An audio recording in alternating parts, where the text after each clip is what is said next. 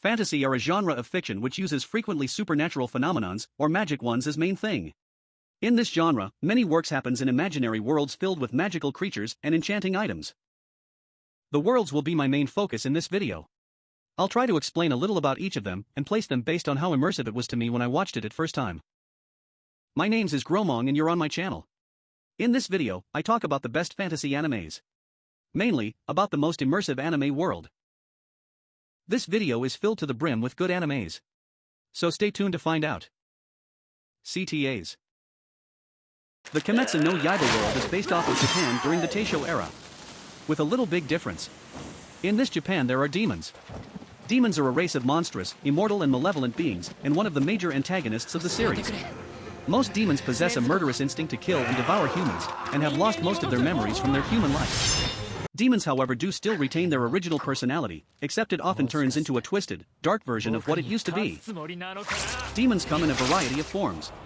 Most look human at first, only with slight changes like paler skin, cat-like eyes with unusually colored sclera, dark markings that come in various patterns across their bodies, or a change in hair color.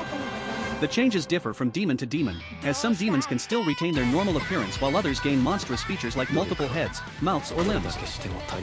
And to combat them there is the Demon Slayers and the Demon Slayer Corps. The Demon Slayer Corps is an organization that has existed since ancient times, dedicating its existence to protecting humanity from demons.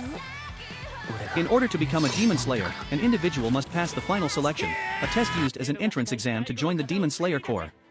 During this selection, examinees must survive for 7 days on a mountain top infested with demons without any aid from the outside world. Candidates who complete the final selection are issued the standard uniform, as well as being given the opportunity to choose the ore for their special sword, which is designed to eliminate demons efficiently. Each new Slayer is also assigned one of a rare species of talking bird for communication purposes. The story of No Game, No Life centers around Sora and Shiro, a brother and sister whose reputations as brilliant in E.T., not in education, employment, or training. Hikikomori, shut-in, gamers have spawned urban legends all over the internet. These two gamers even consider the real world as just another crappy game. One day, they are summoned to another world where a young boy named Ted appears before them, claiming to be the god of this world. In this world populated by magical creatures, violence is forbidden, humanity is on the brink of extinction and all matters are settled through games. Using their combined intellect, questionable morals, and considerable guile, it is up to these siblings to swindle their way to the top in a series of increasingly intriguing and deceptively deadly games. In Fate's universe, the most pivotal thing to the plot is the Holy Grail War. I know the Fate series have many fans out there, and I can only speak about what got adapted into anime, and I watched it. That means, this video will cover only the basics. The Holy Grail War is a competition that decides the ownership of the Holy Grail through intense battle royale. While there have been many conflicts over supposed Holy Grails in the past, this term refers to those specifically based around masters, usually proficient magi, summoning servants, heroic spirits brought forth as familiars, and meeting in battle until only one pair is left to claim the Holy Grail. Master is a designation given to an individual, usually a magus, who has become one of the formal participants of the Holy Grail War by obtaining command spells and forming a contract with a servant. Servants are spirits made into special familiars of the highest rank, referred to as ghost liners by the Mages Association, that are bound to the master. Typically heroic spirits under most systems, they can also sometimes be divine spirits, phantoms, wraiths, and living people depending on various circumstances. Pure heroic spirits, the main body in the throne of heroes, can only be summoned by the world, and summoning even one is considered to be a miraculous occurrence. Mushishi is set in an imaginary time between the Edo and Meiji periods, featuring some 19th century technology, but with Japan still as a closed country. The story features ubiquitous creatures called mushi that often display what appear as supernatural powers.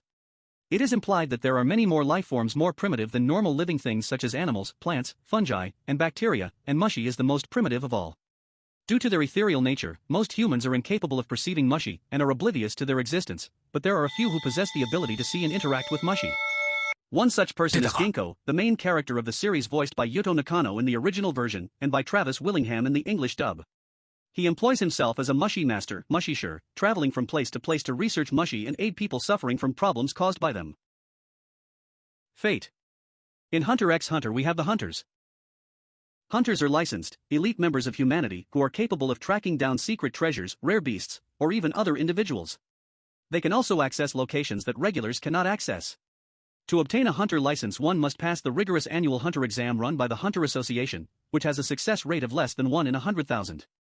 A hunter may be awarded up to 3 stars, a single star for making remarkable achievements in a particular field. They may then be upgraded to 2 stars for holding an official position and mentoring another hunter up to single star level, and finally upgraded to 3 stars for remarkable achievements in multiple fields.